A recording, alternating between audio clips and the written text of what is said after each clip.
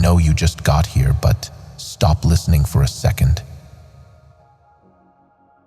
Notice the silence that just happened, that pause, that space before the next sentence began. You just experienced the gap, and in that gap, in that exact moment of stillness between one thought ending and the next thought beginning, you touched the creative source of everything you call reality. People often live entire lives never noticing it. The gap lasts maybe half a second, a fraction of a breath. Thoughts move so quickly, stacking so tightly against each other.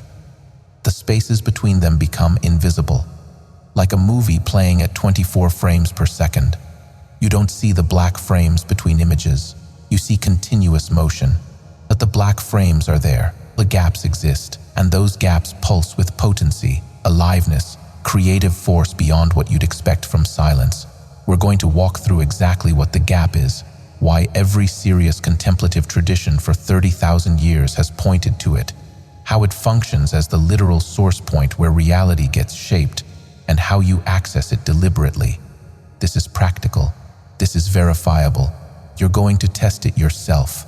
Toward the end, I'm going to guide you through a method that takes about 20 minutes. You'll feel the gap directly. You'll watch a thought emerge from it. You'll understand, experientially, why this changes everything. We're drawing from specific material tonight. The Shiva Sutras, 77 teachings received by Vasugupta, carved on stone. The Vijnana Bhairava Tantra, 112 methods, several of which use the gap as direct doorway. Teachings from the Tamil Siddha lineage, particularly what Thirumoolar wrote about the space between breaths, and the Kemetic understanding of what they called the pause of creation, the moment where authoritative utterance shapes what manifests. Think about how reality seems to work for you right now. Thoughts arrive. You don't choose them, they just appear. One thought triggers the next thought, creating chains that feel automatic. A memory surfaces. That memory produces an emotion. The emotion generates more thoughts about the memory. Those thoughts create plans or worries or fantasies, and suddenly you're 10 minutes into a mental movie you never consciously decided to watch. This is the default mode. Thought after thought after thought after thought, stacked so tightly that they seem continuous. No space between them, no gap. Just constant mental activity from the moment you wake until the moment you fall asleep. And that continuous thought stream is learned. It's conditioned. It's a habit your nervous system developed as a survival mechanism and then never turned off. Because if you look closely, actually look at your direct experience right now, you'll notice something. Thoughts don't actually touch each other. One thought arises, it reaches a peak, it dissolves, there's a gap, then the next thought arises. Like breaths, you inhale, there's a pause at the top. You exhale, there's a pause at the bottom. The pause is always there. You just don't notice it because the inhale and exhale are more obvious, more dramatic, louder. Thirumoolar's Thirumoolar, verse 1642, points directly to this. He describes the space between inhalation and exhalation as the doorway to what he calls the deathless state. The space, the gap, the stillness where breath turns. Same principle applies to thoughts. The gap is where thought turns, where one dissolves and the next hasn't yet formed. And that gap, that specific moment, is you. The thoughts appear in space. You are that space. Sit with that for a moment. Don't rush past this. If what you are is the gap, the space where thoughts arise and dissolve, then you are what thinks.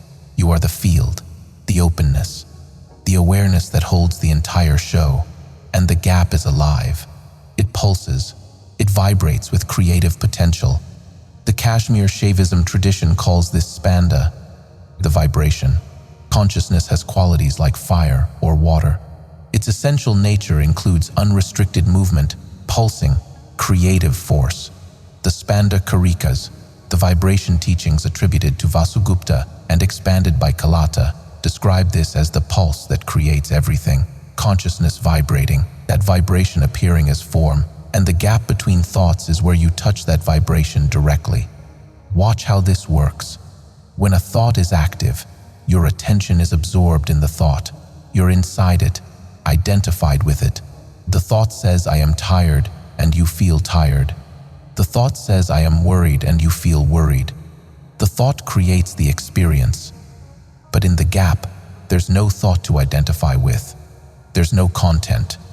And in that absence of content, what remains is pure awareness, consciousness without an object, presence without a story.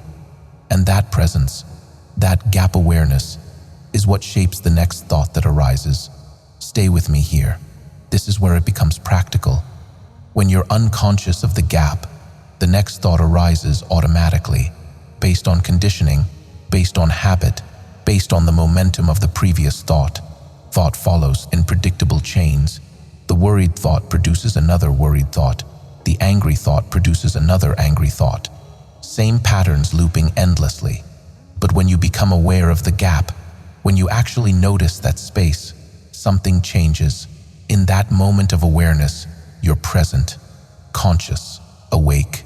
And from that conscious presence, the next thought that arises is different, freer, less automatic, more aligned with what you actually are beneath the conditioning. This is what the traditions mean when they talk about the gap as creative space. Real creation happens in the gap, in the silence, in the space before thought forms. Notice the order: perception first, speech second, and between perception and speech, there's a gap, a moment, a pause where the creative intelligence decides what will be spoken into form. That pause is prior to thinking. It's the stillness from which thought emerges. And when you learn to rest in that stillness, when you learn to be conscious in the gap, you gain access to the creative mechanism itself. If what I just laid out about the gap being the actual source point of thought is landing for you, or if something's still unclear, drop a comment. If you're unconscious, if you're identified with the thought stream, the dissolution of I need to check my phone immediately triggers the next thought. Maybe what if I missed something important? Or maybe I wonder what time it is. Or maybe I'm bored. The thoughts chain together so quickly that there seems to be no space between them. One thought dies and births the next in the same instant. That's an illusion. There is space. There's always space. You're just moving too fast to notice it. It's like driving down a road at 100 miles per hour. The trees blur together. You can't see individual leaves. You can't see the spaces between branches. Everything becomes a continuous smear of green. Slow down to 20 miles per hour and suddenly you see details. Individual trees, individual branches, the sky between the leaves. Same thing with thoughts. When mental activity is running at full speed, you see continuous thinking. Slow it down even slightly and you start seeing the structure. Thought, gap, and in the gap, you are free. You're aware, open, present. And from that openness, you have choice. Real choice. The kind that operates from awareness itself. Suraha, one of the great accomplished practitioners from the Vajrayana lineage, wrote spontaneous songs about this. His dohas, the treasury of songs, point again and again to the natural state, the mind before it gets busy, the awareness before it contracts around content. He describes it as ordinary mind, just what's here when you're doing nothing with your attention. And that ordinary mind, that gap awareness, is where freedom lives. Think about what reality actually is, the experiential question. What is your reality right now in this exact moment? Your reality is what you're aware of, the sensations in your body, the sounds around you, the thoughts moving through your mind, the emotions coloring your experience. All of that appears in awareness, and awareness, consciousness itself, is what you are. So your reality is appearing in you, through you, and the gap is where you touch that creative source directly. When you're lost in thought, identified with the content, you experience reality as fixed, as solid, as something external that you have to react to. But in the gap, there's no content to be fixed. There's just open awareness. And from that openness, the next moment of experience arises. This is recognition, seeing that thought itself emerges from silence. That form emerges from formlessness. That everything you experience comes from the gap. And when you're conscious in the gap, when you're resting there as awareness, what emerges is aligned with your deepest nature, with what you actually are. The Vijnana Bhairava Tantra offers 112 methods for entering this state. Several of them use the gap explicitly.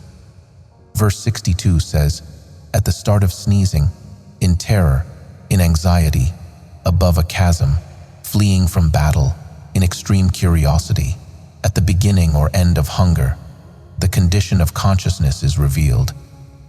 What do all those moments have in common? The mind stops, thought halts, there's a gap, an opening, a moment where the ordinary thought stream gets interrupted and pure awareness shines through. The teaching is pointing you to notice that. The gap is always available. It just requires attention. Another verse, number 24, says when one object is perceived, all other objects become empty. Concentrate on that emptiness. Right now, you're focused on these words. Everything else in your field of awareness has receded into background. There's a foreground and a background. The foreground is thought. The background is the gap. Usually you only pay attention to foreground. The teaching is saying shift your attention to background, to the emptiness that holds the object, to the space that makes perception possible. That space is you, and that space is creative. Think about this carefully. Let it actually land. If you are the space, if you are the gap where thoughts arise, then thoughts don't control you. They don't define you. You are what allows them to exist. And just like a room allows furniture to be arranged in different ways, just like a blank page allows any words to be written, the gap allows any thought to arise. You follow? When you're unconscious, the thoughts that arise are conditioned, mechanical. They follow the grooves that have been worn into your nervous system through repetition. When you're conscious, when you're awake in the gap, those grooves lose their power. The momentum weakens, and what arises is fresher, more spontaneous, more aligned with clarity. This is how you create reality, by being conscious in the source point where reality emerges. Okay, so you might be thinking this sounds abstract, like philosophy or metaphysics. You might be wondering what you actually do with this. Just hang tight toward the end of the video. We're going to get practical. I'm going to walk you through exactly what to do, how to notice the gap, how to rest there, how to verify this for yourself. But first, the foundation needs to be clear, because if you try to practice this without understanding why it works, it becomes another technique, another thing to do, another way to improve yourself. And this is recognition, seeing what you already are. The gap is already here, already functioning, already holding every thought that arises. You just haven't noticed it. And the moment you do notice it, everything changes. You see what was always true. Kashmir, who wrote The Heart of Recognition, distilled the entire Kashmir Shaivism philosophy into 20 sutras. The first one says consciousness, by its own free will, causes everything to appear. Consciousness is the appearing, the substance and the activity, the source and the expression. And the gap between thoughts is where you recognize yourself as that consciousness. Because in the gap, there's just awareness, open, spacious, free. And that's what you are. The thoughts that arise before and after the gap are appearances in what you are, like clouds passing through sky, like words written on a page, like reflections on water. The clouds don't change the sky. The words don't change the page. The reflections don't change the water. And thoughts don't change the awareness that holds them. This is why the gap matters so deeply. It's the only place where you're resting as what you are without any overlay, without any story, without any contraction. And from that resting, from that gap awareness, reality unfolds differently. You're allowing rather than interfering. What you call reality creation often operates as reality interference. You have a desire, you grasp at it, you think about it constantly, you visualize it, you affirm it, You try to force it into being through mental effort. And all of that grasping creates tension, resistance, contraction. The gap offers a different approach. Let everything dissolve into silence.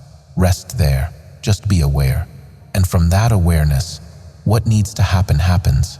What needs to arise arises. From allowing. Lakshmanju, the 20th century master from Kashmir, who held the living transmission of this teaching, used to say that God consciousness means total freedom, freedom from the wanting itself.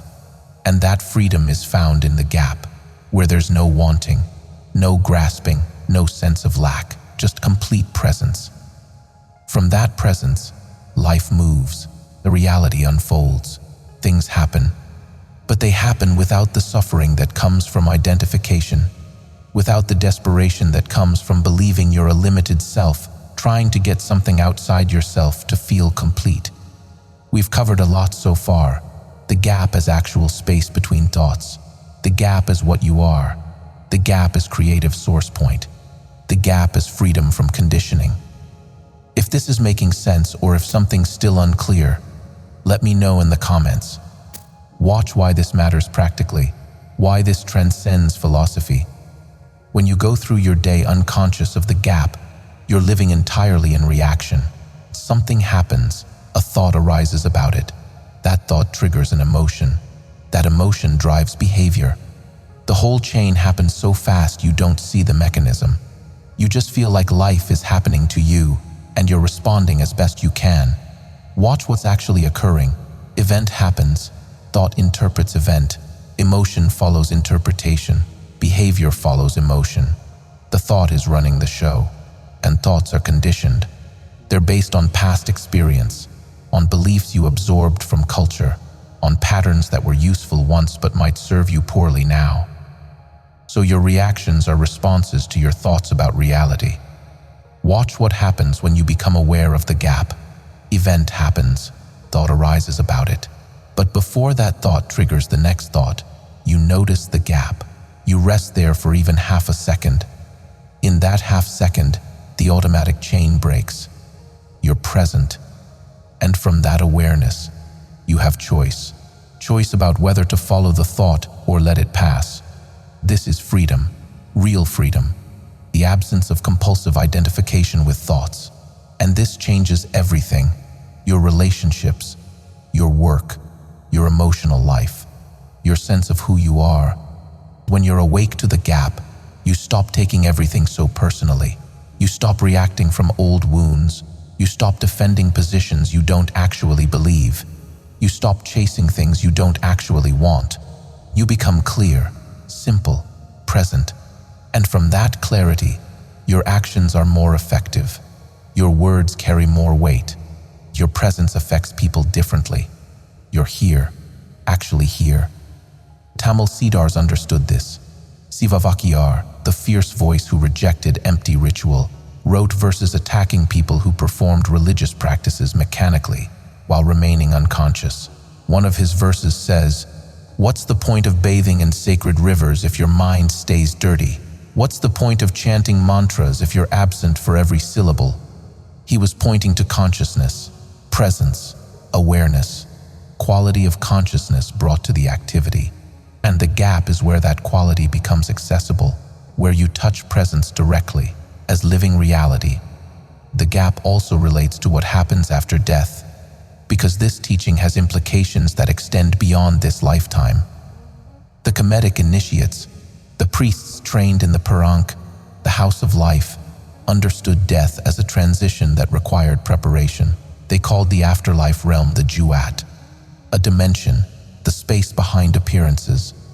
And the Juat operates according to different rules than physical reality. Thought creates immediately. Whatever you think manifests instantly. There's no time lag, no buffer, which means if you die unconscious, if you die lost in thought, those thoughts will generate your experience without any physical anchor to slow them down. Fear generates terrifying visions. Desire generates hungry ghost states. Confusion generates bewildering landscapes. If you die aware of the gap, resting as awareness itself, you navigate the transition clearly. The Tibetan Book of the Dead, the Bardo Thodol, is a manual for maintaining awareness through the gap that opens at death. The entire teaching is about recognizing the clear light, the luminous nature of consciousness, in the moment when the physical body dissolves. And that seeing is the same seeing available right now in the gap between thoughts. This is why the practice matters. You're training for the most significant transition you'll ever make. Every time you notice the gap, every time you rest as awareness, you're building the capacity to remain conscious when everything else dissolves. Death is the ultimate gap, ultimate space between thoughts. One life ends, the next hasn't begun. In between, there's a gap, and what you are continues through that gap, because awareness doesn't die, bodies die, personalities dissolve, stories end, but the space that held the body, the awareness that witnessed the personality, the consciousness that allowed the story to unfold, that continues. It was never born. It can't die. This is what the traditions mean when they talk about immortality. What you truly are was never mortal to begin with, and the gap is where you see that directly. Let's get into the practical side of this. I'm going to guide you through exactly what to do, how to notice the gap, how to rest there, how to use this in your actual life. We're going to map this out step by step. You know how we get down.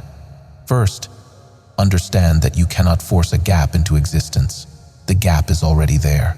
You're just noticing what's already happening. Trying to create a gap is itself a thought, and that thought will fill the space you're trying to open. So the practice is recognition. Seeing what's already happening. The entry point works like this. Simple, verifiable. Sit comfortably. You don't need a special posture. You don't need to be in a monastery or a cave. Just sit where you are.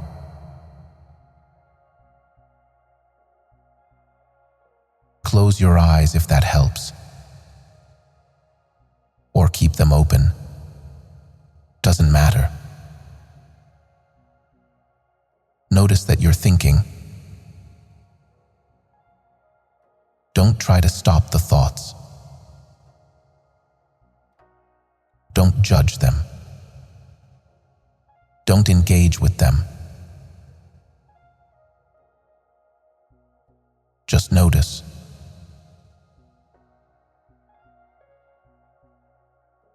Thoughts are happening.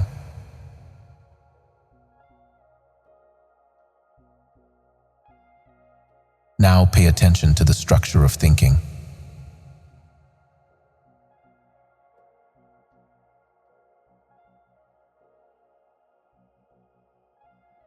Watch one thought arise.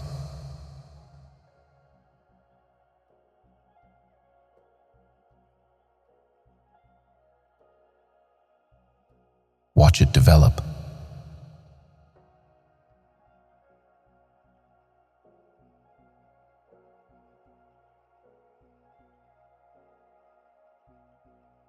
Watch it fade.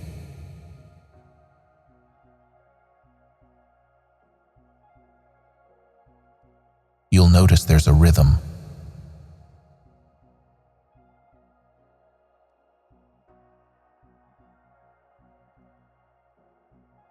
Thought appears.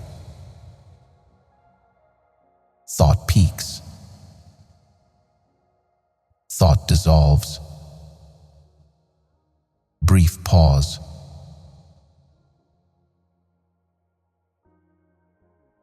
Next thought appears.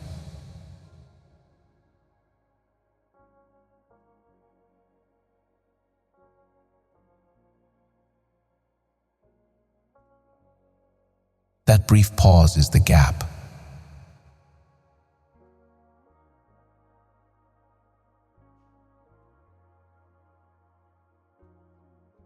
It might be a quarter of a second.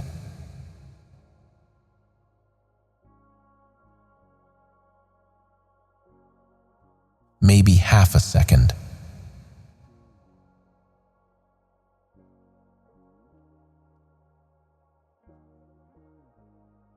Barely noticeable at first. Your job is simply to notice it exists.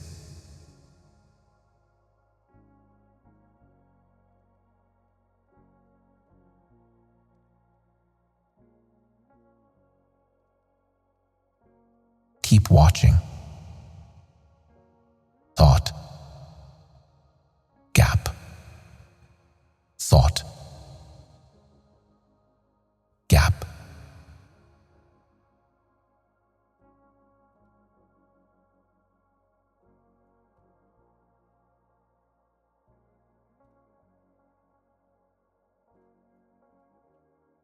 After a few minutes of this, something starts to shift. The gaps become more apparent. Your attention is getting more refined. You're slowing down. You're noticing what was always there.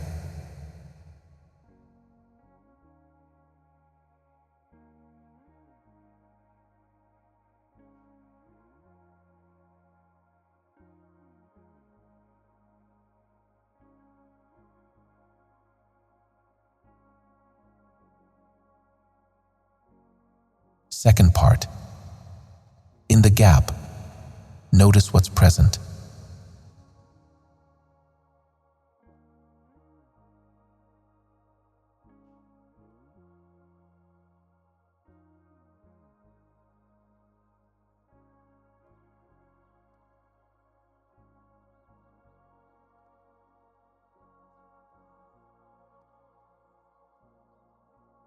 There's no thought. But there's awareness, presence, a sense of being here.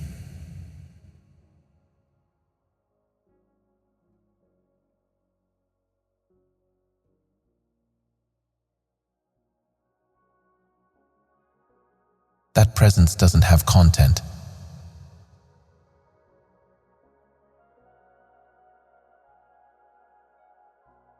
It's just aware.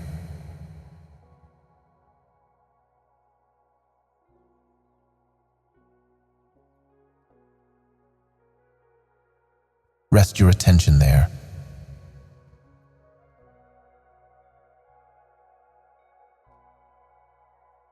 In that contentless awareness.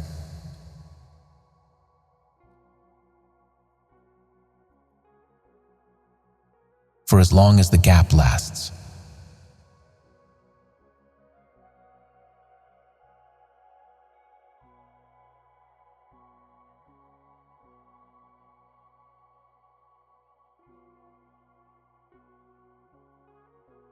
Then the next thought will arise. That's fine. Let it. Watch it develop. Watch it dissolve.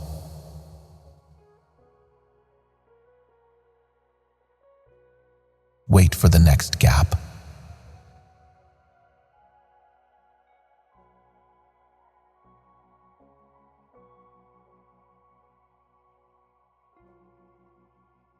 This is the practice.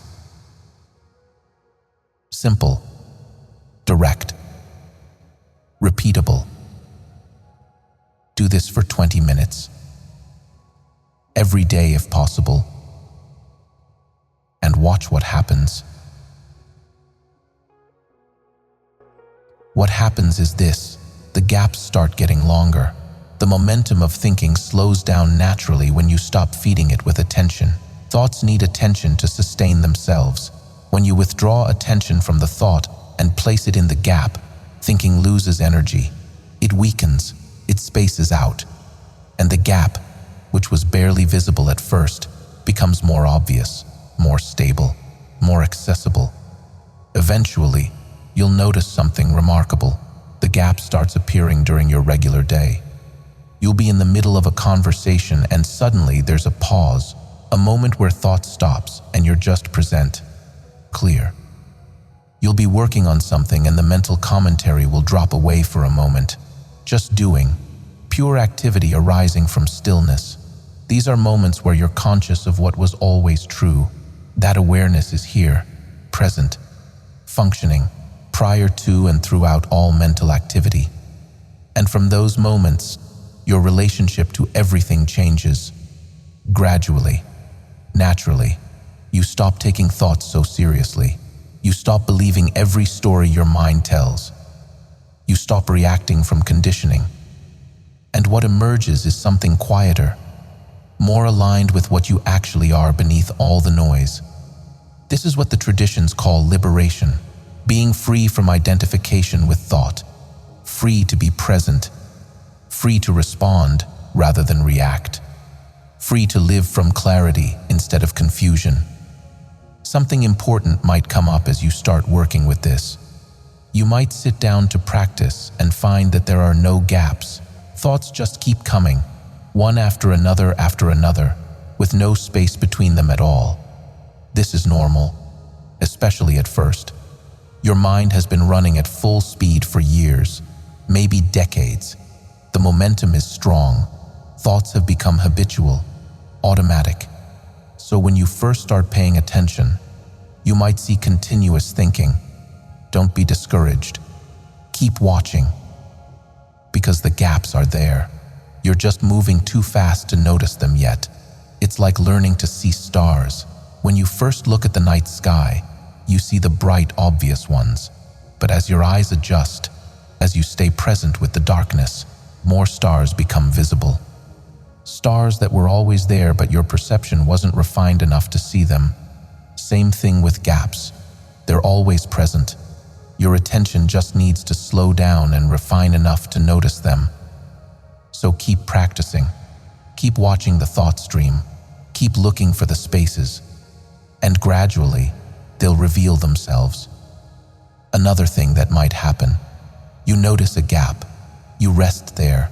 And immediately a thought arises saying, I found it, or this is it, or I'm doing it right. And then you're back in thought. The gap is gone. This is also normal. The mind wants to claim every experience. It wants to turn everything into content it can grasp and own. So when you touch the gap, the mind immediately tries to think about it, to label it, to make it into something it can understand. When this happens, just notice. Oh, thought arose. Let it dissolve. Wait for the next gap. Don't fight it. Don't get frustrated. This is part of the process. The mind learning to relax its grip, the habitual claiming losing its power. Over time, you'll be able to rest in the gap without immediately thinking about it. You'll be able to be present without the mind jumping in to narrate the presence. But this takes patience, gentleness, consistent practice. The Kagyu lineage, particularly the teachings that came through Tilopa to Naropa to Marpa to Milarepa, emphasizes this quality of gentle persistence.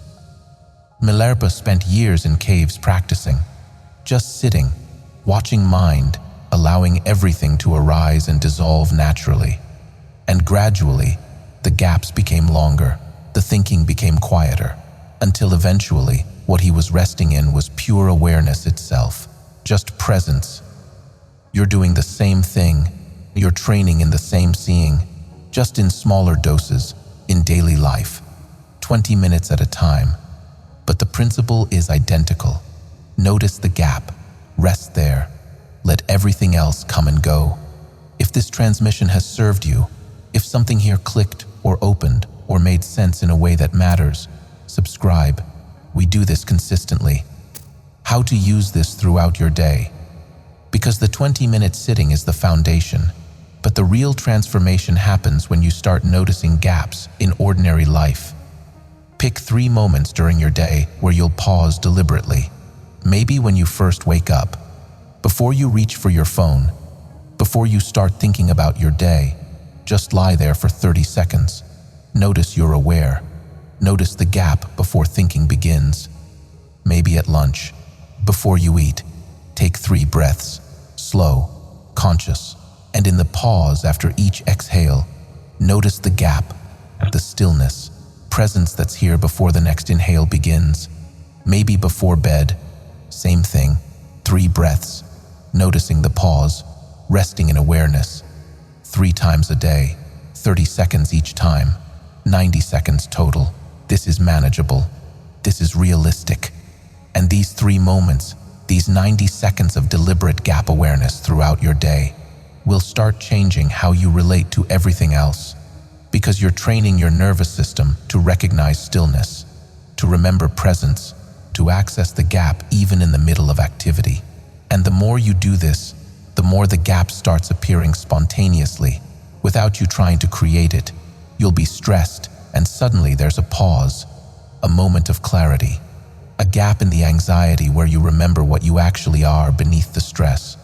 You'll be angry, and the gap will open, just for a second, long enough for you to see that the anger is happening, and you are the space where anger appears. This changes everything. You're no longer completely identified with emotions. There's space, room to breathe, freedom to respond instead of react. And that freedom, that space, that gap, is what creates reality differently. Because when you're resting in awareness, what arises is clearer, more aligned with what actually serves. Your words come from a different place. Your actions come from a different place. Your choices come from a different place, from presence itself. And presence knows what to do, through direct knowing, through clarity that doesn't require analysis. This is what the gap offers. Access to that knowing, access to that clarity, access to what you are beneath all the conditioning and noise. Something might be obvious by now, but needs to be said directly. The gap is you, the space, the openness, the awareness that was here before the first thought arose this morning and will be here after the last thought dissolves tonight. You are the gap. Thoughts appear in you. Emotions appear in you. Experiences appear in you. You are what allows them to appear. That open spaciousness is the creative source of everything you call reality. Reality is what consciousness does, what you do, by being what you are. The practices I've shared tonight, the 20-minute sitting, the 3 daily pauses, the watching of thoughts and gaps, all of this is pointing you back to what you already are. You recognize that you've always been the gap. Thoughts have always appeared in you, that you are the space. And the moment that seeing happens, really happens, as direct seeing rather than idea, everything shifts. You stop seeking what you already are. You stop trying to improve what was never broken. You stop looking for freedom in the future, when freedom is here right now, in the gap between these words. This is the paradigm shift. Unlearning everything false, recognizing what you've always been. The gap between thoughts is the doorway. Walk through it. See what's here. See what you are. And from that seeing, live, express. From the silence that holds it all. That silence is you. That gap is you. That awareness is you. Welcome home.